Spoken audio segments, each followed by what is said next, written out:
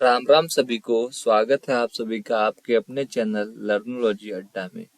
जैसा कि आप सभी को पता ही है, हम ग्राम विकास अधिकारी के फुल सिलेबस को कवर कर रहे हैं, जिसमें हमने इस प्लेलिस्ट में हमने कम से कम 29 से 30 वीडियो बना लिए हैं। आप जाकर चेक कर सकते हैं। प्लेलिस्ट में ग्राम विकास अधिकारी फुल कोर्स के नाम से एक प्लेलिस्ट बना हुआ है, उसमें सारी वीडियोज हैं शुरू से लेकर अभी तक के। आज हम इस चैप्टर में पढ़ेंगे जन कल्याणकारी योजनाओं के बारे में। जो भी योजना सरकार की हैं जिसमें लोगों का भला हो, लोगों का कल्याण हो, वो जन कल्याणकारी योजनाएं होती हैं। जैसे हमारे पंचायत में जो भी आंगनवाड़ी से लेके कोई भी कार्यक्रम अगर चल रहा है तो वो लोगों की भलाई के लिए, लोगों के विकास के लिए है। तो आज इस चैप्टर में हम उन्हीं को पढ़ेंगे, कौन कौन से योजनाएं चल रही हैं हमारे पंचायतों में जिससे लोगों का विकास हो सकता है, लोग उसका लाभ ले सकते हैं। तो इस चैप्टर को हम पूरा देखेंगे, उसमें किस प्रकार की योजनाएं सरकार द्वारा है, राज्य द्वारा है, किसके द्वारा है, कौन सी संस्था उस पर काम कर रही है, सबको हम देखेंगे। ठीक है, तो चलिए सबसे पहले हम देखते हैं हमने क्या क्या पढ़ लिया है। तो हमने इस चैप्टर में सिटीजन चार्टर को देखा है, सचिवालय को देखा है पंचायत के, कॉमन सर्विस सेंटर CSC मतलब जन सेवा केंद्र को देखा है। आज चौथा टॉपिक है हमारा पंचायत स्तर पर जन कल्याणकारी योजनाओं का क्रियान्वयन कैसे होता है। इसके बाद इसमें 2 चैप्टर और है, पंचायतों में ई-गवर्नेंस और परिवार रजिस्टर और जन्म मृत्यु पंजीकरण। इन दोनों को भी हम देख लेंगे, फिर जो होगा इसका MCQ करेंगे। तो चलिए देर ना करते हुए वीडियो शुरू करते हैं। लेकिन उससे पहले अगर अभी तक आपने चैनल को सब्सक्राइब नहीं किया है तो सब्सक्राइब कर दें और बेल आइकन भी दबा दें, जैसे ग्राम पंचायत अधिकारी से संबंधित कोई भी वीडियो हो सबसे पहले आप तक पहुँचे। और वीडियो अच्छी लगी तो लाइक जरूर करना है, ना लगे तो लाइक नहीं करना है। और अगर PDF चाहिए तो आप कमेंट बॉक्स में बोल सकते हैं PDF के लिए, मैं PDF को प्रोवाइड करा दूंगा आपको। चलिए देखते हैं पंचायत स्तर पर जन कल्याणकारी योजनाओं का क्रियान्वयन। सबसे पहले तो हम देखते हैं सार्वजनिक वितरण प्रणाली PDS को। ये क्या है? तो जो आप देखते होंगे गांव में राशन की दुकान होती है, सरकारी राशन की दुकान, जिसको पूर्वी उत्तर प्रदेश में कोटा बोला जाता है। कोटे की दुकान जो सरकार द्वारा क्रियान्वित होती है, सरकार द्वारा उसमें गल्ला, गेहूं, चावल, चीनी जो भी व्यवस्था होती है वो भेजा जाता है और बहुत ही सस्ते रेट पर वो जो जिनको जरूरत है गरीबों को दी जाती है। जिसके लिए पात्रता क्या होनी चाहिए? तो आपको भारत का नागरिक होना जरूरी है और गरीबी रेखा से नीचे के सभी परिवार इसमें पात्र होते हैं। जिनके पास कोई अस्थायी नौकरी नहीं है और वो केवल अनियत श्रम में संलग्न मतलब मजदूरी करते हैं, उनका कोई मतलब परमानेंट काम नहीं है, कभी काम मिला तो मिला, कभी नहीं मिला, इस काम में वो लगे रहते हैं, उनके लिए व्यवस्था है जन कल्याणकारी योजना है PDS। मतलब उनको हर महीने गेहूं चावल दिए जाएंगे, जैसे उनका पेट भरण पोषण उनके बच्चों का होता रहे। देखिए कितना लाभ है इससे। प्रत्येक महीने 35 किलोग्राम चावल या गेहूं जो उनको लेना हो, गेहूं या चावल, जबकि गरीबी रेखा से ऊपर का परिवार मासिक आधार पर 15 किलोग्राम खाद्यान्न हेतु प्राप्त है। अगर कोई गरीबी रेखा से नीचे है तो उसे 35 किलोग्राम गेहूं या चावल मिलेगा, और गरीबी रेखा से ऊपर है, APL कार्ड है उसका, तो 15 किलो गेहूं या चावल में से वो कुछ भी ले सकता है। प्रवासी कामगारों को भी जहां भी वे काम कर रहे हैं खाद्यान्न प्राप्त करने में सक्षम बनाने के लिए वन पेंशन कार्ड लागू किया जा रहा है और लगभग दिल्ली जैसे प्रदेश में, उत्तर प्रदेश में लागू भी हो चुका है। अगर आपका राशन कार्ड उत्तर प्रदेश में बना हुआ है तो आप चाहें तो दिल्ली के भी राशन की जो दुकानें हैं सरकार की, वहां से भी आप ये सुविधा ले सकते हैं, चावल और गेहूं ले सकते हैं उसी रेट पर। ठीक है, मतलब आप one nation one ration card का यही मतलब है। आप भारत में कहीं भी रह रहे हो, अगर आपका राशन कार्ड आपके गांव में बना हुआ है जहां आप पहले रहते थे, तो उसका लाभ वो किसी भी शहर, किसी भी प्रदेश में रह रहे हैं वहां ले सकते हैं। तो ये रही बात PDS की, सार्वजनिक वितरण प्रणाली की। उसके बाद हम देखते हैं दूसरा जो है हमारा समेकित बाल विकास। समेकित बाल विकास, ये ICDS इसको इंग्लिश में बोलते हैं, इंटीग्रेटेड चाइल्ड डेवलपमेंट सर्विस। ये सरकार द्वारा चलाई गई है, और कैसे चलाई गई है, इसका क्या क्या मोटिव है, किस लिए ICDS काम करता है पंचायतों में, इसको हम देखेंगे। और इस ICDS के तहत कितने योजनाएं चलाई जाती हैं ग्राम सभा ग्राम पंचायत में, इसको भी देखेंगे। तो आईसीडीएस का सबसे पहले फुल फॉर्म आप याद कर लीजिए। हिंदी में समेकित बाल विकास योजना, और इंग्लिश में आप करिए इंटीग्रेटेड चाइल्ड डेवलपमेंट स्कीम। ठीक है। उसके बाद इसकी शुरुआत हुई थी वर्ष 1975 में। याद कर लीजिए कब शुरुआत हुई आईसीडीएस की, तो वर्ष 1975 में इसकी शुरुआत होती है। अब थोड़ा जानते हैं आईसीडीएस के बारे में। तो आईसीडीएस महिला एवं बाल विकास मंत्रालय जो है भारत सरकार का, इसके द्वारा एक केंद्र प्रायोजित योजना है, मतलब केंद्र सरकार का योजना है आईसीडीएस। और कौन से मंत्रालय के अधीन है, तो महिला एवं बाल विकास मंत्रालय। कौन से मंत्रालय के अंदर है, महिला एवं बाल विकास मंत्रालय। क्वेश्चन यहाँ से पूछे जा सकते हैं कि आईसीडीएस की स्थापना कब हुई, तो आप कहेंगे 1975 में। और अगर आपसे पूछ लिया जाए कौन से मंत्रालय के अधीन आईसीडीएस काम करता है, तो आप कहेंगे महिला एवं बाल विकास मंत्रालय।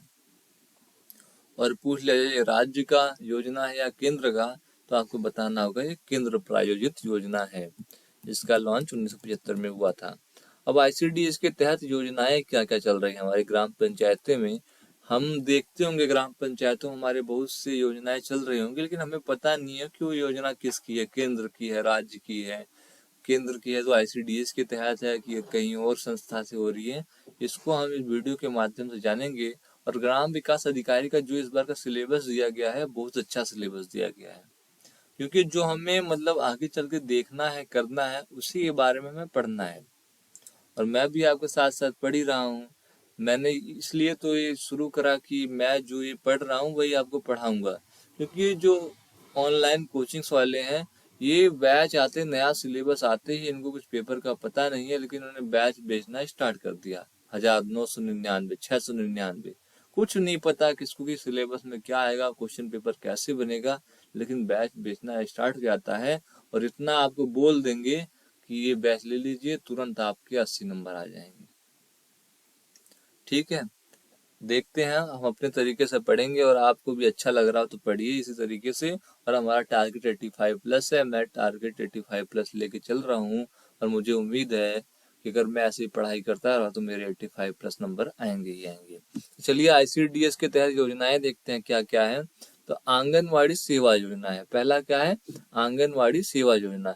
इसमें क्या है, तो यह बचपन की देखभाल और विकास के लिए एक अनूठा कार्यक्रम है।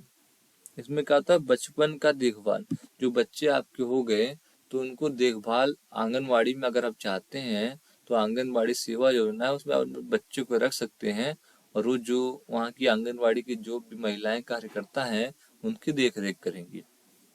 इस योजना के लाभार्थी 0 से 6 वर्ष के, 0 से 6 वर्ष के जो बच्चे हैं उनके लिए यह बनाया गया है। जो पैदा हुए, अगर उनकी मम्मी मतलब कहीं काम करती हैं या कहीं नौकरी करती हैं, तो वो अपने बच्चों को आंगनबाड़ी सेवा योजना में दे सकती हैं। उनका देखभाल और विकास वहाँ किया जाएगा। इस योजना का लाभ 0 से 6 वर्ष आयु के वर्ग के बच्चे, गर्भवती महिलाएं और स्तनपान कराने वाली माताएं हैं। इस योजना में 3 लोग कवर हो रहे हैं। एक तो 0 से 6 साल के बच्चे, दूसरी गर्भवती महिलाएं जो अभी गर्भ में उनके बच्चे हैं, और तीसरा जिनको बच्चे हो चुके हैं, वो भी इस योजना आंगनबाड़ी सेवा योजना का लाभ ले सकती हैं। और उनके देखभाल और विकास जो है वहीं पर जो लोग कार्यकर्ता हैं आंगनबाड़ी के, वो करेंगे। इसमें 6 सेवाएं हैं कुल, जैसे पहला पूरक पोषण, फिर स्कूल पूर्व अनौपचारिक शिक्षा, जो स्कूल से पहले आपको शिक्षा दी जाती है वो भी दी जाएगी बच्चों को। पोषण व स्वास्थ्य शिक्षा, टीकाकरण भी आपको वहीं हो जाएगा। स्वास्थ्य जांच तथा रेफरल सेवाएं भी शामिल हैं। वहाँ पर स्वास्थ्य की भी जांच होती रहेगी समय समय पे आपकी, और अगर कोई जरूरत पड़ेगी तो आगे भी रेफरल किया जा सकता है। पूरक पोषण में take home ration and THR गर्म पका हुआ भोजन और सुबह का नाश्ता शामिल है। मतलब आंगनबाड़ी सेवा योजना में आपको आप अपने घर पर राशन ले जा सकते हैं, या वहीं पर गर्म पका हुआ भोजन और सुबह का नाश्ता भी आपके लिए शामिल है। चलिए देखते हैं आगे।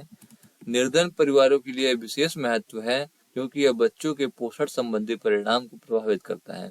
जो निर्धन लोग हैं, जो अपने घरों पर रहते हैं लेकिन अपने बच्चों को उचित मात्रा में जो उनकी न्यूट्रिएंट डाइट है वो नहीं दे पाते, उनके लिए एक अच्छा महत्वपूर्ण योजना है जो सरकार द्वारा चलाई जा रही है, जिसके तहत अगर वो अपने बच्चों को आंगनबाड़ी में रखते हैं तो उनका संपूर्ण विकास हो सकता है, क्योंकि यहाँ जो डाइट होगी वो अच्छी डाइट होगी और उनका देखभाल भी अच्छे तरीके से किया जाएगा। आप देखते होंगे बच्चा बौनापन का शिकार हो जाता है, उसकी हाइट नहीं बढ़ती, इसका मेन कारण है डाइट। आप देखते होंगे कोई लूला हो गया, लंगड़ा हो गया, पोलियो मार देता है, क्यों नहीं हुआ? क्योंकि सुविधा जो स्वास्थ्य संबंधी सुविधाएं थी बचपन में वो नहीं मिल पाती हैं।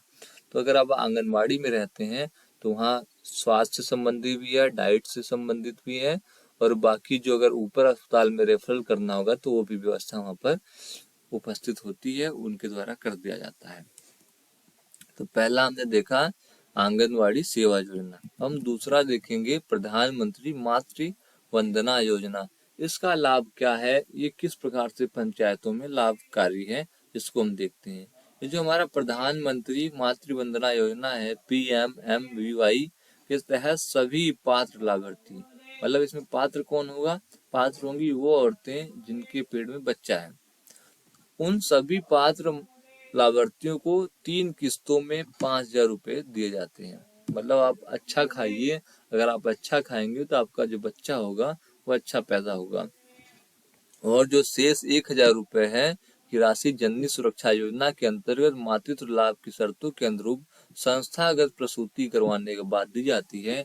अगर आप कहीं सरकारी हॉस्पिटल में या किसी संस्था के हॉस्पिटल में अपने बच्चे का प्रसूति कराते हैं, प्रसव कराते हैं, तो 1,000 रुपए तब आपको दिया जाता है जननी सुरक्षा योजना के अंतर्गत।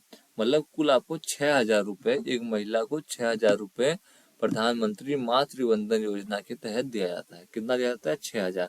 5,000 जब आपके पेट में बच्चा होगा गर्भवती के टाइम, और 1,000 रुपए जब प्रसव हो जाता है, बच्चा हो जाता है, डिलीवरी हो जाती है, तब दिया जाता है। तो हमने देखा 2 योजनाएं देख ली।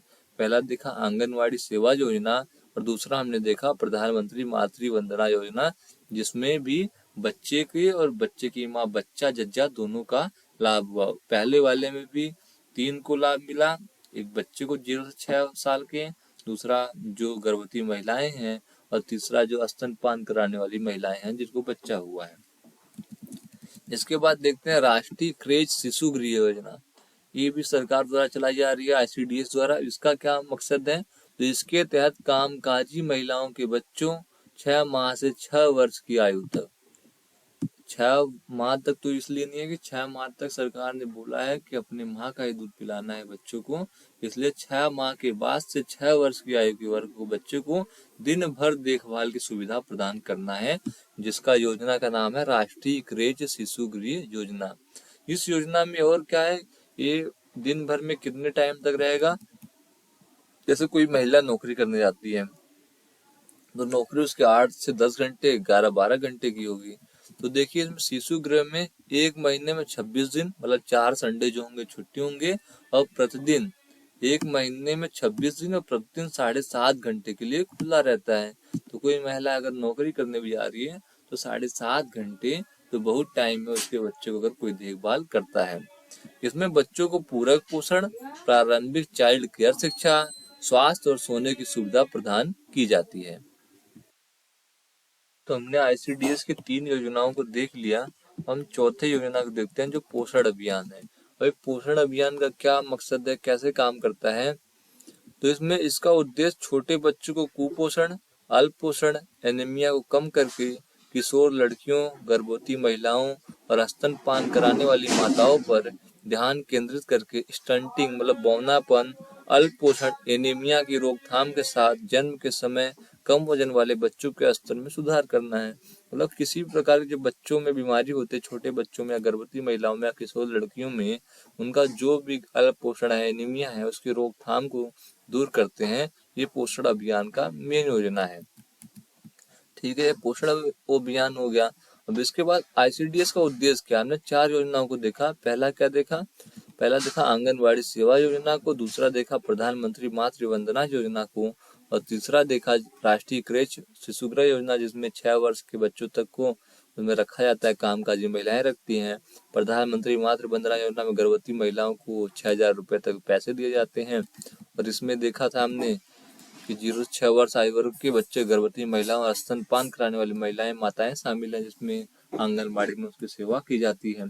और चौथा हमने देखा पोषण अभियान, जिसको भी पोषण की जरूरत है, कुपोषण हो चुका है, अल्पोषण है, एनीमिया हो रहा है उसे, तो उसके लिए यह सुविधा दी गई है। और हम देखेंगे आईसीडीएस के उद्देश्य क्या है। देखते हैं आईसीडीएस का उद्देश्य क्या है। तो 0 से 6 वर्ष आयु वर्ग के बच्चों के पोषण और स्वास्थ्य की स्थिति में सुधार करना इनका मेन उद्देश्य है। जो भी 0 से 6 वर्ष का बच्चा है, अगर वो कुपोषित है, एनीमिया, कमी उसमें बौनापन है, तो उसको इनका मेन उद्देश्य है, ऐसा हमारे देश में नहीं होना चाहिए। उनके हालत में सुधार करना, स्थिति में सुधार करना इनका मेन मोटिव है, मेन मकसद है। बच्चे के उचित मनोवैज्ञानिक, शारीरिक और सामाजिक विकास की नींव रखना, क्योंकि 0 से 6 वर्ष तक जो बच्चे होते हैं, इनमें दिमाग का विकास हो जाता है बच्चे के अंदर। तो जो मेन बात है, मनोवैज्ञानिक रूप से उन्हें एक अच्छे लेवल पर लाना, शारीरिक रूप से भी उनसे बौनापन ना हो, एनीमिया ना हो, और सामाजिक विकास, सामाजिक विकास से मतलब है जो बोलचाल की भाषा है उनकी अच्छी हो जाए।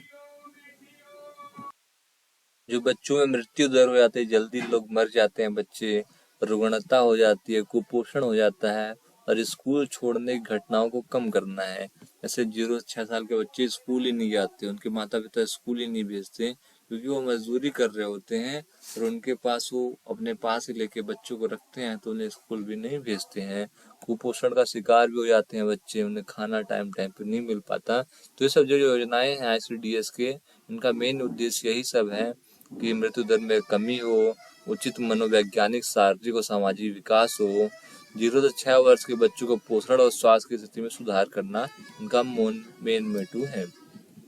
इसके बाद हम देखते हैं बाल विकास को बढ़ावा देने हेतु विभिन्न विभागों के बीच नीति और कार्यान्वयन का प्रभावी समन्वय स्थापित करना।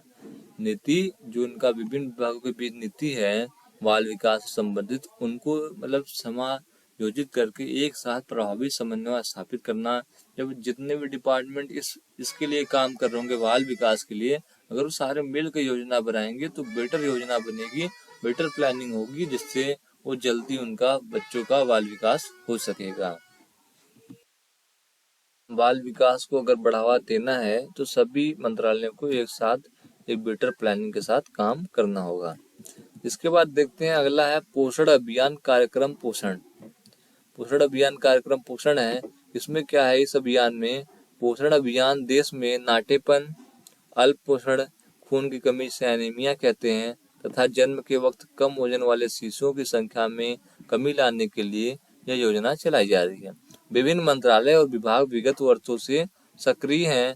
पोषण अभियान टेक्नोलॉजी की मदद से जन जन के बेहतर आहार और व्यवहार में सकारात्मक बदलाव लाएगा, ऐसा सरकार का मंशा है।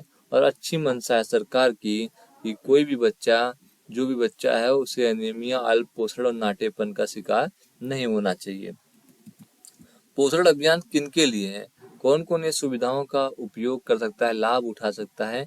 जो गर्भवती महिलाएं हैं, जो धात्री महिलाएं हैं, धात्री महिलाएं मतलब वो हैं जो स्तनपान कराने वाली महिलाएं हैं जिनको बच्चे हो चुके हैं, और जो नवजात शिशु हैं, जो अभी अभी बच्चे पैदा हुए हैं, किशोरियां हैं, जो बच्चियां हैं, और बच्चे हैं जो नए नए बच्चे हैं, मतलब 8, 10, 12, 14 साल की। ठीक है। इसमें पंचायत प्रतिनिधि की क्या भूमिका है? जो पंचायत प्रतिनिधि सरकार द्वारा दिया गया है, उनको देख रेख के लिए उनकी भूमिका क्या है, अब हम इसको देखेंगे। हमने योजनाओं को देखा और किस प्रकार से कौन लोग होंगे जो इस योजना को बढ़िया तरीके से चलाएंगे, इसको देखेंगे हम। पंचायत प्रतिनिधि एक जन प्रतिनिधि के नाते निम्न लाभार्थियों को सही पोषण और सकारात्मक व्यवहारों को अपनाने के लिए प्रोत्साहित करें। जो भी पंचायत प्रतिनिधि हैं, उनको चाहिए कि अपने गांव में जो भी इस सुविधा का लाभ ले सकते हैं, उनको वो प्रोत्साहन दे और इस सुविधा का लाभ उन्हें दिलाए। किनको दिलाएं? गर्भवती महिलाओं को दिलाएं। तो क्या दिलाएं? अब इसमें अगर पंचायत प्रतिनिधि अगर अपने आंगनबाड़ी में बोल देता है, तो आंगनबाड़ी की जो महिलाएं होंगी, जो काम करती हैं वहाँ, आशा हैं, डॉक्टर हैं, जो भी हैं, उनको चाहिए कि गर्भवती महिलाएं, जो भी जितनी भी गांव में गर्भवती महिलाएं हैं, उनको रोजाना आयरन और विटामिन युक्त तरह तरह के पोषक आहार लेने के लिए प्रोत्साहित करें, उन्हें बताएं इसके बारे में। उसके बाद पौष्टिकृत दूध और तेल तथा आयोडीन युक्त नमक खाएं। आयोडीन वाला नमक खाएं और पौष्टिकता वाला दूध और तेल का उपयोग करें। उसके बाद IFA की एक लाल गोली रोजाना। IFA मतलब है आई से आयरन, एफ से फॉलिक और ए से एसिड। आयरन फॉलिक एसिड से क्या होता है कि जो खून की कमी होती है, एनीमिया जो होती है वो नहीं होती है। कब खानी है? एक लाल गोली रोजाना खानी है और चौथे महीने से 180 दिन तक लें, मतलब 4 महीने जब आप गर्भवती हो जाएं और उसके 6 महीने तक, जब तक आप गर्भवती हैं 4 से 6 महीने के बीच में एक गोली आपको लाल गोली रोजाना खाना है आयरन एंड फोलिक एसिड की। उसके बाद आपको कैल्शियम की निर्धारित खुराक लेनी है जो भी आपके डॉक्टर द्वारा बताया गया है। इसके अलावा प्रसव से पहले कम से कम 4 ANC जांच एनएम दीदी या डॉक्टर से जरूर करवाएं। तो ये जो ANC है, क्या कौन सा जांच है? तो ए से एब्सोल्यूट, एन से न्यूट्रोफिल और सी से काउंट। एक जांच है जिसमें सारा तुम्हारा न्यूट्रोफिल जो है उसकी जांच की जाती है, काउंट किया जाता है कि बॉडी में कितना न्यूट्रोफिल है। इसको प्रसव से डिलीवरी से पहले जांच करवाना चाहिए। नजदीकी अस्पताल या चिकित्सा केंद्र पर ही अपना प्रसव कराएं। जो भी नजदीकी अस्पताल है आपके या चिकित्सा केंद्र है वहाँ ही प्रसव कराएं, घर पर प्रसव न कराएं। इसमें आपके जच्चे बच्चे दोनों की जान को खतरा हो सकता है। और हमेशा खाना खाने से पहले साबुन से हाथ जरूर धोएं और शौच के बाद साबुन से हाथ अवश्य धोएं। हमेशा शौचालय का इस्तेमाल करें। ये पंचायत प्रतिनिधि को चाहिए कि अपने गांव के सभी महिलाओं के लिए यह योजना उनको प्रोत्साहित करें, उनके बारे में बताएं। अब जो धात्री महिलाएं हैं उनके लिए क्या सुविधा देनी चाहिए, क्या प्रोत्साहित करना चाहिए उनको? तो रोजाना आयरन और विटामिन युक्त तरह तरह के पोषक आहार लेने के लिए प्रेरित करें। पौष्टिकृत दूध और तेल तथा आयोडीन युक्त नमक खाने के लिए प्रेरित करें। और प्रसव से लेकर 6 महीने तक 180 दिन रोजाना IFA की एक लाल गोली लें। मतलब डिलीवरी होने के बाद लगातार 6 महीने तक 180 दिन जो है रोजाना IFA मतलब आयरन फोलिक एसिड की एक लाल गोली लेना है। उधर आपने लिया 4 से 6 महीने गर्भवती के टाइम में, और उसके बाद प्रसव के बाद लगातार 6 महीने आपको लेना चाहिए। कैल्शियम की निर्धारित खुराक लेनी चाहिए और नवजात शिशु को जन्म के 1 घंटे के अंदर स्तनपान शुरू कराएं तथा शिशु को अपना पहला पीला गाढ़ा दूध पिलाएं। माँ का पहला पीला गाढ़ा दूध बच्चे का पहला टीका होता है। शिशु को शुरुआती 6 महीने सिर्फ अपना दूध ही पिलाएं और उसे ऊपर से कुछ भी ना दें। इसके बाद देखते हैं बच्चों के लिए क्या कार्यक्रम है, क्या योजनाएं हैं, उनको क्या खिलाना क्या पिलाना चाहिए। तो 6 महीने पूरे होने पर माँ के दूध के साथ ऊपरी आहार शुरू करें 6 महीने के बाद। रोजाना आयरन और विटामिन युक्त तरह तरह के पोषक आहार दें 6 महीने के बाद। पौष्टिककृत दूध और तेल आयोडीन युक्त नमक खिलाएं उसे। और IFA और विटामिन A की निर्धारित खुराक दिलवाएं बच्चे को। मतलब IFA मतलब वही आयरन एंड फॉलिक एसिड और विटामिन A की जो उसे जरूरत होगी उसे दिलाएं। और पेट के कीड़ों से बचने के लिए 12 से 24 महीने के बच्चे को अल्बेंडाजोल की आधी गोली तथा 24 से 59 महीने के बच्चे को 1 गोली साल में 2 बार आंगनबाड़ी केंद्र पर दिलवाएं। अगर बच्चा 1 साल से 2 साल की उम्र का है उसे आधी गोली दें तथा 2 साल से 5 साल के बच्चे को 1 गोली साल में 2 बार दिलवाएं, जिससे उसके जो कीड़े पेट में बनते हैं वो नहीं बनेंगे। उसके बाद आंगनवाड़ी केंद्र पर नियमित रूप से लेकर जाएं तथा उसका वजन अवश्य कराएं। जब भी बच्चा आपका छोटा है तो उसका वजन जो है वेट हमेशा नपवाते रहें, इससे उसके शरीर के स्वास्थ्य का पता लगता रहेगा। बौद्धिक विकास के लिए पौष्टिक आहार उसकी उम्र के अनुसार आंगनवाड़ी कार्यकर्ता, आशा, एनएम या डॉक्टर द्वारा बताई गई मात्रा के अनुसार दें। जो भी बौद्धिक विकास, मानसिक विकास के लिए जो भी डाइट बताई गई है डॉक्टरों द्वारा या आंगनवाड़ी कार्यकर्ता या आशा या एनएम द्वारा, उसी का पालन करें, उसी मात्रा में उसे खाना डाइट दें। 5 साल की उम्र तक सूची अनुसार सभी टीके नियमित रूप से जरूर लगवाएं। 5 साल की उम्र तक बच्चे को जो जो भी टीका लगना होगा, टिटनेस, रेबीज, जो भी लगना होगा, डिप्थीरिया, सब उसे टाइम टाइम पे जरूर लगवाएं। ये तो रहा बच्चों का। अब हम देखेंगे किशोरियों का। किशोरियां क्या होती हैं? तो जो नई बच्चियां होती हैं उनके लिए क्या क्या योजनाएं हैं, तो किशोरियों को रोजाना आयरन और विटामिन युक्त तरह तरह के पौष्टिक आहार जरूर खिलाएं, जिससे उनके जो माहवारी पीरियड होता है के दौरान रक्त जो बाहर निकलता है होने वाली आयरन की कमी पूरी कर उसको संपूर्ण विकास करता है। तो आयरन जो गोली है उसको जरूर खिलाना चाहिए। पौष्टिक दूध और तेल तथा आयोडीन युक्त नमक खिलाएं। IFA की एक नीली गोली हफ्ते में एक बार जरूर लें।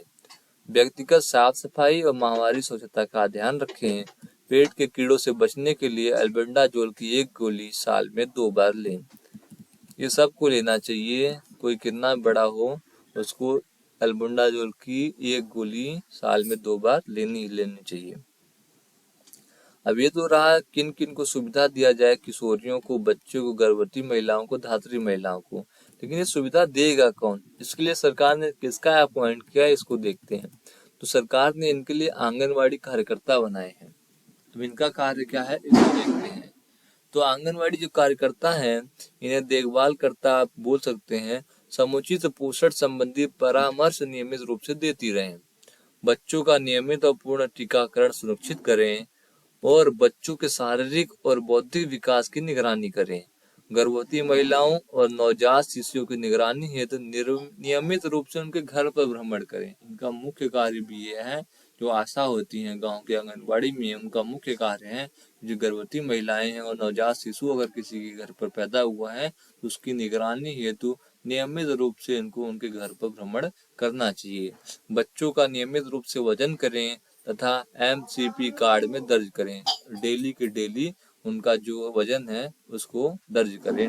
MCP है मदर चाइल्ड प्रोटेक्शन कार्ड जो बनाया जाता है उसमें दर्ज करें। लाल घेरे में होते ही निकटतम स्वास्थ्य केंद्र पर रेफर करें। अगर उनका वजन कम है, जो उससे बड़ा चिकित्सा केंद्र है, निकटतम स्वास्थ्य केंद्र है, वहां पर उन्हें भेज दें।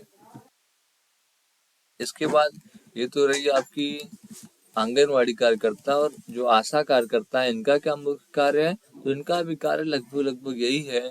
देखिए इनका क्या कार्य है, तो गर्भवती महिला को संस्थान में प्रसव कराने के लिए प्रोत्साहित करें और तथा ANC जांच सुनिश्चित करें। ANC मतलब एब्सोल्यूट न्यूट्रोफिल काउंट जो जांच है उसको सुनिश्चित करें। उनको बताएं कि आपके शरीर में इसकी कमी है, उसकी कमी है, इसको पूरा करें, किस प्रकार डाइट लिया जाए कि इसकी पूरा पूर्ति की जा सकती है। इसके अलावा नवजात शिशु की देखभाल और धात्री महिला की निगरानी हेतु 6 से 9 बार गृह भ्रमण करें। मतलब महीने में 6 से 9 बार उनके घरों पर जाकर उनको देखें कि सब सही है कि कुछ गलत हो रहा है। अति कुपोषित बच्चों और कम वजन के बच्चों की निगरानी हेतु हर महीने गृह में भ्रमण करें। अगर कोई बच्चा अति कुपोषित पैदा हुआ है, मतलब वजन उसका कम पैदा हुआ है, तो उसके घर महीने में एक बार जाके उसको जरूर बताएं कौन कौन सा सही पौष्टिक आहार ले रहा है कि नहीं ले रहा है, इस पर जरूर ध्यान दें। और बच्चों को नियमित और पूर्ण टीकाकरण सुनिश्चित करें। तो आपने देखा आंगनवाड़ी कार्यकर्ता और आशा कार्यकर्ता का लगभग सेम काम है। उसके बाद हम देखेंगे, ये तो हमने देखा आंगनबाड़ी और ICDS से संबंधित जो योजना थी गाँव में, पंचायतों में, उसको देखा। अब हम देखेंगे पंचायत स्तर पर जो कार्य चल रहे हैं, जन कल्याणकारी योजनाएं चल रही हैं, लेकिन ये इनसे संबंधित नहीं है, ये पूरे गांव के विकास। ये तो मान लीजिए गर्भवती महिलाएं, धात्री महिलाएं, बच्चों, किशोरियों के लिए था, लेकिन जो ये योजना अब बताऊंगा मैं, जन कल्याणकारी योजनाएं, इससे समुचित गाँव का लाभ होने वाला है। जिनको जरूरत होगी उनका लाभ होना है। इसलिए देखते हैं किस प्रकार से उनका लाभ होता है। तो इनमें सबसे पहले प्रधानमंत्री आवास योजना ग्रामीण पंचायतों में जो लागू है। इसकी शुरुआत कब हुई थी, तो रट्टा मार लीजिए 20 नवंबर 2016। कब शुरुआत हुई प्रधानमंत्री आवास योजना की, तो 20 नवंबर 2016। कब हुई, 20 नवंबर 2016 को। और फिर इस योजना का पुनर्गठन एवं परिवर्तित नाम कब हुआ, और इस योजना का पहले क्या नाम था, इसको देखते हैं। 1 अप्रैल 2016 को इंदिरा आवास योजना, जो 1985 में जिसका नाम पड़ा था, इंदिरा गांधी की जब सरकार थी तो उन्होंने इसका नाम दिया था इंदिरा आवास योजना। इंदिरा आवास योजना, तो उसी योजना के तहत ये इसका प्रधानमंत्री जो अब नाम है प्रधानमंत्री आवास योजना, जो 20 नवंबर 2016 को इसका नाम बदल दिया गया कर दिया गया प्रधानमंत्री आवास योजना। इसका पहले नाम था इंदिरा आवास योजना, और इंदिरा आवास योजना की शुरुआत कब हुई थी? 1985 में। अब इसका नाम प्रधानमंत्री आवास योजना है। इस योजना का उद्देश्य क्या है? तो इस योजना का उद्देश्य है कि लक्ष्य जो है 2022 तक सभी को घर उपलब्ध कराना है। जो सब 2022 था, जो साल 2022 था वो कोरोना की वजह से टल चुका है। अब इसका जो टारगेट कर दिया गया है 2024 तक हर इंसान को जिसको घर की जरूरत है उसको घर दिया जाएगा। इसके बाद देखते हैं प्रधानमंत्री ग्राम सड़क योजना। इसकी शुरुआत कब हुई? इसकी शुरुआत 25 दिसंबर 2000 को हुई। 25 दिसंबर 2000 क्यों हुई? क्योंकि इसमें अटल बिहारी वाजपेयी प्रधानमंत्री थे और 25 दिसंबर को इनका जन्मदिन होता है। तो प्रधानमंत्री ग्राम सड़क योजना की शुरुआत कब हुई? तो 25 दिसंबर 2000 को हुई। अटल बिहारी वाजपेयी प्रधानमंत्री थे और अटल बिहारी वाजपेयी का इस दिन जन्मदिन भी था। तो प्रधानमंत्री जो आवास योजना है कब शुरू हुआ? 20 नवंबर 2016 को। और प्रधानमंत्री ग्राम सड़क योजना कब शुरू हुआ? तो 25 दिसंबर 2000 को। और इस योजना का उद्देश्य क्या है? तो 2001 की जनगणना के आधार पर मैदानी क्षेत्रों में 500 अथवा इससे अधिक जनसंख्या व नक्सल प्रभावित क्षेत्रों में 250 तक की आबादी वाले गाँव को पक्की सड़क से जोड़ना था। इस योजना का था मतलब था जैसे जो भी गांव है, जो गांव से गांव में पहले आप देखते हो खड़ंजा लगा होता था, मिट्टी की सड़कें होती थी, उनको पक्की सड़कों द्वारा जोड़ना इस योजना का महत्वपूर्ण कार्य है। और अगर आपका गांव 500 कहीं भी गांव है, छोटा सा गांव है, 500 लोग रहते हैं, तो उसको पक्की सड़क से जोड़ना इनका मुख्य कार्य है, इस योजना का मुख्य कार्य है। इसके बाद देखते हैं प्रधानमंत्री आदर्श ग्राम योजना। इसका क्या मकसद है? इसकी शुरुआत कब होती है? इसकी शुरुआत योजना का आरंभ हुआ 2009-10 में। उसमें कांग्रेस की यूपीए 2 की सरकार थी। इस योजना का उद्देश्य क्या है? तो इस योजना में भारत सरकार द्वारा 2011 की जनगणना के आधार पर 50% से अधिक अनुसूचित जाति की आबादी वाले जिस भी गांव में 50% से अधिक एससी की आबादी है, ऐसे ग्रामों को चयन किया जाता है जिनकी आबादी 500 या उससे अधिक है। उनका एकीकृत विकास सुनिश्चित करना है। ये जो योजना है प्रधानमंत्री आदर्श ग्राम योजना, तो जिस भी गांव में 50% ज्यादा एससी आबादी है, अनुसूचित जाति की आबादी है, उसका चयन किया जाता है और उसका समुचित विकास सुनिश्चित करना ही इनका प्रमुख कार्य है, इस योजना का प्रमुख कार्य है। विशेष बिंदु, यह योजना 100% केंद्र द्वारा वित्त पोषित है। यह जो योजना चलाई गई थी यह 100% केंद्र द्वारा, एक भी रुपया राज्य सरकार का इसमें नहीं लगना था, सारा का सारा पैसा केंद्र सरकार का था। इसके बाद देखते हैं राजीव गांधी ग्रामीण विद्युतीकरण योजना। योजना का आरंभ हुआ था 4 अप्रैल 2005 को। इस समय यूपीए 1 की सरकार थी, मनमोहन सिंह प्रधानमंत्री थे और राजीव गांधी ग्रामीण विद्युतीकरण योजना चलाई गई। इसमें कहा था इसका प्रारंभ अगले 5 वर्षों में देश के सभी गांवों और वास स्थलों का विद्युतीकरण करने, सभी आवासों को विद्युत उपलब्ध कराने तथा निर्धनता रेखा से नीचे जो बीपीएल कार्ड वाले थे उनके परिवारों को निःशुल्क विद्युत कनेक्शन उपलब्ध कराने का लक्ष्य के साथ प्रधानमंत्री डॉक्टर मनमोहन सिंह ने 4 अप्रैल 2005 को इसकी शुरुआत की थी। 4 अप्रैल 2005 को मनमोहन सिंह प्रधानमंत्री थे, उन्होंने इसकी शुरुआत की थी। जो बीपीएल कार्ड वाले थे उनको फ्री में बिजली का कनेक्शन देना था और जो एपीएल कार्ड वाले थे उनको हर घरों को बिजली से जोड़ना था। इसका कार्य 5 सालों में इसका टारगेट था कि अगले 5 सालों में सभी को बिजली दी जाएगी। इसके बाद देखते हैं हरियाली योजना। ये हरियाली परियोजना क्या है? तो इस योजना का आरंभ 27 जनवरी 2003 को हुआ था और इस योजना का उद्देश्य था कि जल संरक्षण के अतिरिक्त परियोजनाओं के तहत ग्रामीण क्षेत्रों में लोगों को वृक्षारोपण के लिए प्रोत्साहित किया जाएगा। जैसा आप नाम से देख रहे होंगे हरियाली कैसे हो सकता है? पेड़ पौधों से। तो इस योजना में ग्रामीण क्षेत्रों में वृक्षारोपण के लिए प्रोत्साहित करना था जिससे कि वातावरण अच्छा हो सके और गांव का वातावरण से भी बहुत अच्छा संबंध है, तो विकास में वातावरण भी उनकी सहायता करेगी। इस योजना की शुरुआत 27 जनवरी 2003 को हुई थी। इसका विशेष बिंदु था कि ग्रामीण विकास मंत्रालय के अधीन इस परियोजना की देश की 2.32 लाख पंचायतों के जरिए चलाया जाएगा। 100 वृक्ष लगाने वाले व्यक्ति को वन रक्षक के रूप में नियुक्त कर उसे पंचायत के माध्यम से 100 रुपए प्रति माह का पारितोषिक प्रदान किया जाएगा।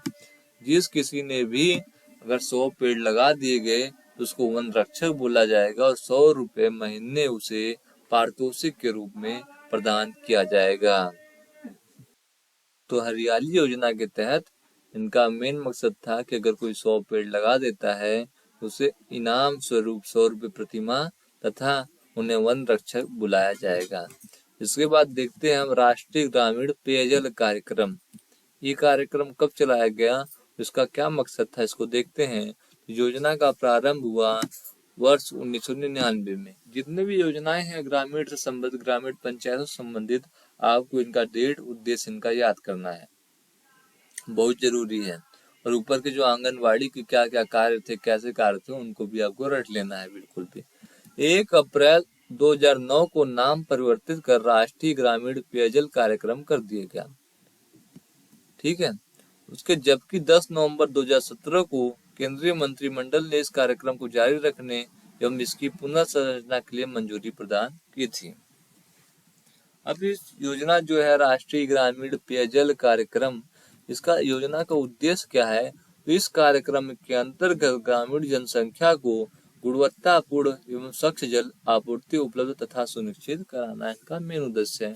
अब जैसा नाम से पता चल रहा है राष्ट्रीय पेयजल योजना, तो आपको पता लग रहा है पेयजल पानी पीने वाला जो जल है तो उसका व्यवस्था कराना है, अच्छे से कराना है और स्वच्छ जल की आपूर्ति उपलब्ध तथा सुनिश्चित कराना है। तो इसका क्या है, तो अगस्त 2019 में जल जीवन मिशन शुरू किया। मोदी गवर्नमेंट ने इसी को बढ़ाने के लिए जल जीवन मिशन शुरू किया अगस्त 2019 में। कब किया, अगस्त 2019 में। इसके माध्यम से 2024 तक कुल 19.35 करोड़ ग्रामीण परिवारों को स्वच्छ पेयजल उपलब्ध कराया जाएगा। 2024 टारगेट लिया गया है जिसमें 19.35 करोड़ ग्रामीण परिवारों तक स्वच्छ पेयजल पहुंचाया जाएगा नल के माध्यम से, ठीक है। देखते हैं अगला कार्यक्रम क्या है, तो सांसद आदर्श ग्राम योजना। जो सांसद होते हैं, जब मोदी की सरकार बनी 2014 में, तो 11 अक्टूबर 2014 को इन्होंने एक योजना चलाई, सांसद आदर्श ग्राम योजना। इस योजना का ये मकसद था कि हर सांसद एक गांव को गोद लेगा और उसका संपूर्ण रूप से विकास करेगा। जब विकास कर लेगा उसे छोड़कर दूसरा गांव को गोद लेगा। तो ये 11 अक्टूबर 2014 को क्यों शुरुआत हुई, तो उस दिन जयप्रकाश नारायण जो थे, जो 1975 आपातकाल के आंदोलन के सबसे बड़े नेता थे, इनकी जयंती थी। उस दिन इसका शुरुआत किया गया। प्रमुख प्रावधान क्या है, संसद सदस्यों द्वारा गांव को गोद लेना। वर्ष 2019 तक 3 और वर्ष 2024 तक कुल 8 गांव का सामाजिक आर्थिक विकास करना है। अब जो भी मतलब 2014 में सांसद बना तो उसको 2019 तक 3 गांव लेने थे, 5 सालों में 3 गांव का समुचित विकास करना था। और वर्ष 2024 तक अगर वो सांसद बना रहता है तो उसे कुल 8 गांव का सामाजिक आर्थिक विकास करना था। ये किस मंत्रालय के तहत काम करेंगे, ग्रामीण विकास मंत्रालय के तहत।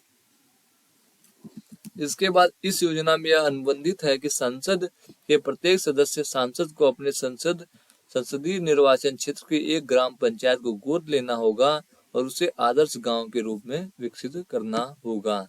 एक ग्राम पंचायत को गोद लेना होगा और उसे आदर्श ग्राम पंचायत के रूप में विकसित करना होगा। लोकसभा का सदस्य मैदानी क्षेत्रों में 3000 से 5000 और पर्वतीय क्षेत्रों में 1000 से 3000 की आबादी वाले किसी भी गांव का चयन किया जा सकता है। तो मैदानी क्षेत्रों में 3 से 5000 वाले गांव और पर्वतीय क्षेत्रों में 1000 से 3000 आबादी वाले गांवों में से किसी का भी वो चयन कर सकता है और उसका संपूर्ण विकास करके उसे आदर्श गांव बना सकता है। जो लोकसभा सदस्यों के लिए था, राज्यसभा सदस्य क्या करेंगे, राज्यसभा का जो सदस्य है उस राज्य का जिसका वह प्रतिनिधित्व करता है वह किसी भी गांव को चुन सकता है। ऐसे राज्यसभा भी होते हैं, सांसद होते हैं, वो किसी न किसी राज्य से चुने जाते हैं। ऐसे कोई उत्तर प्रदेश का राज्यसभा सांसद है, वहां से चुन के आया, वहां की सीट खाली हुई तो वहां से चुन के आया, तो उनके लिए क्या व्यवस्था है, उस उत्तर प्रदेश से किसी भी गांव को चुन सकते हैं। तथापि न तो लोकसभा न ही राज्यसभा का कोई भी सदस्य अपने गांव या अपने पति पत्नी से संबंधित गांव का चयन नहीं कर सकता है। इसमें एक मामला है कि जो भी लोकसभा सांसद है न तो अपना गांव चुन सकता है, न अपने पत्नी या पति, अगर महिला है तो पति और पुरुष है तो पत्नी के गांव को भी नहीं चुन सकता है। बाद में वे इस प्रयोजन के लिए 2 और गांवों का चयन करेंगे। अगर एक गांव का विकास कर लेंगे तो 2019 तक उन्हें 2 और गांव, 2019 तक 3 और 2024 तक कुल 8 गांवों का संपूर्ण विकास उन्हें करना होगा। इस उद्देश्य के लिए सांसद स्थानीय क्षेत्रीय विकास योजना MP लाट्स को केंद्र और राज्य प्रायोजित योजनाओं को मिला दिया जाएगा। जो सांसद स्थानीय क्षेत्रीय विकास योजना है उन्हीं को केंद्र और राज्य प्रायोजित योजनाओं में मिला दिया जाएगा, जैसे उनका सही से संपूर्ण विकास हो सके। तो हमने देखा सांसद वाला जो है सांसद ग्राम योजना देखा, सांसद आदर्श ग्राम योजना को देखा। उसके बाद हम देखेंगे मनरेगा। तो मनरेगा क्या है, मनरेगा कैसे काम करता है पंचायत में विकास के लिए। तो इस योजना का प्रारंभ राष्ट्रीय ग्रामीण रोजगार गारंटी अधिनियम 2005 के तहत इसका लागू किया गया और प्रथम चरण जो था इसका 2 फरवरी 2006 से 22 जनपदों में, द्वितीय चरण था 15 मई 2007 से 17 जनपदों में और तृतीय चरण 1 अप्रैल 2008 से सभी जनपदों में इसको लागू कर दिया गया। और 2 अक्टूबर 2009 को नरेगा का नाम बदलकर मनरेगा कर दिया गया। इसमें आगे नरेगा में महात्मा गांधी को जोड़ दिया गया 2 अक्टूबर 2009 को उनके गांधी जी के जयंती पर। तो 1 अप्रैल 2008 से यह सभी जनपदों में भारत के लागू है। कब से लागू है? 1 अप्रैल 2008 से। और इसका नाम नरेगा से मनरेगा कब हुआ? तो 2 अक्टूबर 2009 से। और इसकी शुरुआत कब हुई थी? 2005 से। ठीक है। इस योजना का उद्देश्य क्या है? तो इस योजना का उद्देश्य एक वित्त वर्ष में कम से कम 100 दिनों की गारंटी युक्त रोजगार उपलब्ध कराना है, जबकि सूखाग्रस्त क्षेत्रों और जनजातीय इलाकों में 150 दिनों का रोजगार दिलाने का और उनको पाने का अधिकार है। जैसे अगर आपका एक मतलब नॉर्मल गांव है तो उसमें 100 दिन गारंटी युक्त उनको रोजगार दिया जाएगा अगर उनको मजदूरी करनी है। तो अगर आपका इलाका सूखाग्रस्त है या ट्राइबल एरिया जहाँ जनजातीय आबादी ज्यादा है तो वहाँ पर 150 दिनों का रोजगार उन्हें दिलाना होगा। विशेष बिंदु इस योजना की है, इस योजना के अंतर्गत केंद्र और राज्य सरकारों का अंश क्रमशः 75-25 है। 75% जो पैसा है वो केंद्र पोषित है और 25% जो पैसा है वो राज्य पोषित है। इसके बाद रोजगार का कानूनी अधिकार है। पहली बार इस मनरेगा के तहत ही हमारे भारत में रोजगार का कानूनी अधिकार, रोजगार को कानूनी अधिकार दिया गया कि आपको 100 दिन का अधिकार, कानूनी अधिकार है कि 100 दिन का रोजगार आपको अपने गांव में ही मिलेगा ही मिलेगा। मनरेगा लाभार्थियों में 1/3 महिलाओं का होना अनिवार्य है। जितने भी लोग वहां पर काम कर रहे हैं साइट पे, उसमें से कम 33% महिलाओं का होना भी जरूरी है। मतलब महिलाओं को भी इस कार्यक्रम से जोड़ा गया है। हमने देखा मनरेगा को। अब देखते हैं संपूर्ण ग्रामीण रोजगार योजना। अब इसका क्या लाभ है, इस कब शुरुआत हुई? तो योजना का प्रारंभ हुआ 25 सितंबर 2001 को। कब हुआ? 25 सितंबर 2001 को। इस समय अटल बिहारी वाजपेयी की भाजपा की सरकार थी। नोडल मंत्रालय कौन था इसका? किसके तहत काम होना था इसमें? तो ग्रामीण विकास मंत्रालय में। इस योजना का मिश्रण यह कार्यक्रम पहले से जारी रोजगार आश्वासन योजना और जवाहर ग्राम समृद्धि योजना को मिलाकर बनाया गया था। इसमें हम देखेंगे जो इसमें 2 योजनाएं पहले चल रही थी हमारी, रोजगार आश्वासन योजना और दूसरा था जवाहर ग्राम समृद्धि योजना। इन दोनों को मिलाकर एक योजना बनाया गया जिसका नाम रखा गया हमारा संपूर्ण ग्रामीण रोजगार योजना। कब हुआ ये? 25 सितंबर 2001 को 2 योजनाओं को मिला के संपूर्ण ग्रामीण रोजगार योजना का गठन किया गया। किस मंत्रालय के अंदर में काम करता है? तो ग्रामीण विकास मंत्रालय। इस योजना का उद्देश्य क्या है? तो ग्रामीण क्षेत्रों में खाद्य सुरक्षा के साथ साथ दिहाड़ी रोजगार के अवसर बढ़ाने के लिए अस्थायी सामुदायिक परिसंपत्तियों का निर्माण कराना है। जो भी अस्थायी सामुदायिक परिसंपत्तियां हैं उनका निर्माण कराना है, जैसे दिहाड़ी रोजगार और बढ़ सके और उनके खाद्य सुरक्षा की भी बात हो सके, उनकी गारंटी दी जाए। मुख्य बिंदु क्या है? तो इस योजना में खर्च की जाने वाली धनराशि जो है राज्य सरकार द्वारा 75 और 25%, नहीं केंद्र सरकार द्वारा 75 और 25, जैसे मनरेगा में है 75-25 का रेशियो, उसी प्रकार से इसमें भी राष्ट्रीय ग्रामीण रोजगार योजना में भी 75-25 का रेशियो लगता है केंद्र और राज्य के बीच में। और इस योजना के अधीन काम में लगे मजदूरों को दिहाड़ी के रूप में न्यूनतम 5 किलोग्राम अनाज और कम से कम 25% मजदूरी की नकद दी जाती है। मतलब जो भी रुपया हुआ उसमें से उन्हें 5 किलोग्राम अनाज भी दिया जाएगा और उस मजदूरी का 25% कैश के रूप में दिया जाएगा। 75% उन्हें दे दिया जाएगा अनाज के रूप में और 25% किसके रूप में दिया जाएगा, तो वो कैश के रूप में दिया जाएगा। जैसे अगर कोई भी जरूरत उन्हें कैश की भी पड़ती है तो उनके पास कैश भी होना चाहिए और खाने के लिए अनाज भी होना चाहिए। इसके अलावा एक योजना थी गांव में, गांव के लिए काम के बदले अनाज योजना। योजना का आरंभ हुआ नवंबर 2004 में। सरकार थी कांग्रेस की, मनमोहन सिंह प्रधानमंत्री थे और इसका उद्देश्य यह था कि इस कार्यक्रम के सर्वाधिक पिछड़े 150 जिलों में संपूर्ण ग्रामीण रोजगार योजना के अंतर्गत उपलब्ध संसाधनों के अलावा अतिरिक्त संसाधन प्रदान करना है। जो ऊपर वाला योजना था संपूर्ण ग्रामीण रोजगार योजना, उसी के तहत 150 ऐसे गांव चुने गए जो सर्वाधिक पिछड़े थे और उसका जो मतलब उसमें था 75% अनाज और 25% कैश दिया जाएगा मजदूरी के रूप में। उसके अलावा भी जो अतिरिक्त संसाधन मिल सकता है उनको वह दिया जाएगा संपूर्ण विकास के लिए। 150 जिले ऐसे चुने गए जो बहुत पिछड़े थे। इनका मुख्य बिंदु क्या है, तो ग्रामीण विकास मंत्रालय और राज्य सरकार के परामर्श से योजना आयोग द्वारा देश के चुने हुए 150 सर्वाधिक पिछड़े जिलों को में प्रारंभ किया गया था। तो इनका मुख्य बिंदु था कि ग्रामीण विकास मंत्रालय और राज्य सरकार के परामर्श से जो योजना बनाई गई और इनमें 150 सर्वाधिक पिछड़े जिलों को चुना गया उनके संपूर्ण विकास के लिए। अब बात करते हैं प्रधानमंत्री जन धन योजना। इसका आरंभ कब हुआ, तो 28 अगस्त 2014 को इसका आरंभ हुआ जब मोदी जी की सरकार बनी। उसके बाद इस योजना का उद्देश्य क्या था, तो बैंकिंग सेवाओं की पहुंच से दूर 7.5 करोड़ परिवारों को जीरो बैलेंस पर खातों की सुविधा उपलब्ध कराना था। अब जो प्रधानमंत्री जन धन योजना के 6 स्तंभ है, देखिए सभी को बैंकिंग सेवाएं, ऋण गारंटी कोष, वित्तीय साक्षरता, असंगठित क्षेत्र के कामगारों के लिए पेंशन योजना और 5,000 रुपए तक की ओवरड्राफ्ट सुविधा भी दी गई है और छोटे छोटे बीमा दिए गए हैं, सूक्ष्म बीमा।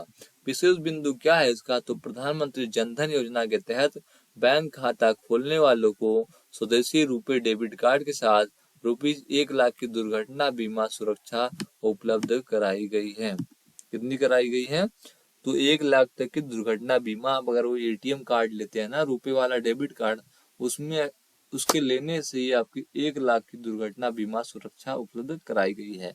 ये मेन मोटिव मुख्य बिंदु प्रधानमंत्री जन धन योजना की यही है। एक तो आपका जीरो बैलेंस पे खाता खुलता है और आपको डेबिट कार्ड दिया जाता है। डेबिट कार्ड के साथ आपको 1 लाख रुपए की दुर्घटना बीमा भी दी जाती है। अगर आपका किसी कारणवश दुर्घटना हो जाता है तो आपको 1 लाख रुपए दिया जाएगा। अगस्त 2018 के बाद खोले गए खातों के लिए रुपए कार्ड पर मुफ्त दुर्घटना कवर को 1 लाख से 2 लाख कर दिया गया है। मतलब अब 2 लाख का दुर्घटना कवर मिलता है, दुर्घटना बीमा आपको मिलता है 2018 से। इसके बाद देखते हैं कस्तूरबा गांधी बालिका विद्यालय योजना चलाई जा रही है उत्तर प्रदेश में। इस योजना का प्रारंभ हुआ 2004 में और इस योजना का उद्देश्य है कि कम साक्षरता दर वाले ग्रामीण क्षेत्रों में लड़कियों के लिए प्राथमिक स्तर की शिक्षा की व्यवस्था करना। जो भी गांव है जिसमें कम साक्षरता उनका रेट है, परसेंटेज है, तो उनके लिए कस्तूरबा गांधी बालिका विद्यालय उस गांव में खोला जा रहा है कि लड़कियां वहां की पढ़ सकें। इसके बाद किसान क्रेडिट कार्ड योजना है। इसकी शुरुआत कब की गई, तो अगस्त 1998 में इसकी शुरुआत की गई है और इस योजना का यह उद्देश्य है कि वाणिज्यिक बैंकों, क्षेत्रीय ग्रामीण बैंकों तथा सहकारी बैंकों द्वारा प्रदान किए गए ऋण को सुसाध्य बनाने के लिए की गई थी। मतलब जो भी किसान है गांव में हमारे, उनको ऋण दिया जाएगा, लोन दिया जाएगा बहुत ही सस्ते रेटों पे। वो अपना बीज खरीद सके, ट्रैक्टर खरीद सके, उनकी जुताई बुआई करा सके और जब अपना फसल काटें तो उस लोन को चुका दें। इसका प्रमुख बिंदु है किसान क्रेडिट कार्ड योजना के अंतर्गत 5,000 अथवा अधिक के उत्पादन ऋण के लिए पात्र किसान इसके लाभ हेतु हकदार हैं। किसान क्रेडिट कार्ड किसानों की भूमि के आधार पर दिए जाते हैं। जिसका जैसा भूमि होगा, जितनी भूमि होगी, उस हिसाब से उनको लोन दिया जाएगा। कम भूमि वाले को कम लोन और ज्यादा भूमि वाले को ज्यादा लोन दिया जाएगा। किसान क्रेडिट कार्ड का उपयोग खेती के लिए बीज, उर्वरक और कीटनाशक आदि जरूरतों की वस्तुओं के लिए करते हैं। किसान क्रेडिट कार्ड वार्षिक समीक्षा की शर्त पर 3 वर्षों के लिए वैध होता है। अगर आपने किसान क्रेडिट कार्ड बनवाए हैं तो 3 वर्षों के लिए वैध है। उसके बाद फिर से आपको अपनी जमीन की कागज दिखानी होगी और उसे रिन्यू कराना होगा। उसके बाद गांव के समुचित विकास के लिए योजना चलाई गई सर्व शिक्षा अभियान। इसकी शुरुआत कब हुई थी? वर्ष 2001 में। इसका उद्देश्य क्या है? इस योजना के उद्देश्य 6 से 14 वर्ष की आयु के सभी बच्चों को प्रारंभिक शिक्षा प्रदान करना था, जो प्राइमरी स्कूल होती है। इसके तहत खोली गई है कि 6 वर्ष से 14 वर्ष तक के सभी बच्चों को फ्री में पढ़ाई कराई जाएगी। मतलब 8वीं क्लास तक उन्हें फ्री में पढ़ाया जाएगा। इसके साथ ही इसका लक्ष्य सार्वभौमिक शिक्षा प्रणाली के कार्य निष्पादन में सुधार करना और मिशन पद्धति पर समुदाय के स्वामित्व वाली गुणवत्तापूर्ण प्रारंभिक शिक्षा प्रदान करना है। सब पढ़ें भी और सब बढ़े भी, इनका मेन नारा है, मेन मोटिव है। इसमें प्रारंभिक शिक्षा के स्तर पर लैंगिक एवं सामाजिक असमानताओं को दूर करने की परिकल्पना की गई थी। जो भी लैंगिक और सामाजिक असमानताएं हैं गांव क्षेत्रों में, उनको एक ही विद्यालय में जब बच्चे उनके पढ़ेंगे तो असमानताओं को दूर किया जा सकता है। इसके बाद योजना देखते हैं प्रधानमंत्री ग्रामीण डिजिटल साक्षरता अभियान। ये हमारा आज का लास्ट इस चैप्टर का जन कल्याणकारी योजनाओं वाले चैप्टर का लास्ट योजना है जो गांव से संबंधित है। इसको भी देख लेते हैं। इसकी शुरुआत हुई 8 फरवरी 2017 को। कब हुई? 8 फरवरी 2017 को। अब इस योजना का उद्देश्य क्या है? ये प्रधानमंत्री ग्रामीण डिजिटल साक्षरता अभियान क्यों चलाया जा रहा है? इससे क्या लाभ होगा? तो देश के ग्रामीण क्षेत्र के परिवारों में डिजिटल जागरूकता और शिक्षा को बढ़ावा देना है। जो भी ग्रामीण क्षेत्र में रह रहे हैं उनको डिजिटल रूप से अगर जागरूक और शिक्षित किया जाएगा तो इससे बहुत ज्यादा फायदा होने वाला है। एक तो कैश की एकदम मतलब उपलब्धता कम हो जाएगी, लोग एकदम ऑनलाइन काम सारा करेंगे और ऑनलाइन चीजों को बढ़ावा दिया जाएगा, जिससे हर कार्य को सुचारू रूप से घर बैठे किया जा सकता है। इस अभियान के माध्यम से 31 मार्च 2019 तक 6 करोड़ ग्रामीण लोगों को डिजिटल रूप से साक्षर बनाया गया था। 31 मार्च 2019 तक 6 करोड़ ग्रामीण लोगों को डिजिटल रूप से साक्षर बना दिया गया है भारत में। इसके बाद इसके लिए योग्यता क्या होनी चाहिए? अगर आप साक्षर इस डिजिटल अभियान में जुड़ना चाहते हैं, डिजिटली साक्षर बनना चाहते हैं, तो इसका योग्यता क्या होना चाहिए आपके पास? प्रत्येक ग्रामीण परिवार से डिजिटल रूप से निरक्षित व्यक्ति, उम्र उसकी होनी चाहिए 18 से 40 वर्ष और पाठ्यक्रम की अवधि है 20 घंटे। 20 घंटे की अवधि है, उसे आप 1 घंटे रोज 20 दिन में पढ़िए या 4 घंटे 5, जैसे भी आप खत्म करना चाहें उसे खत्म कर सकते हैं।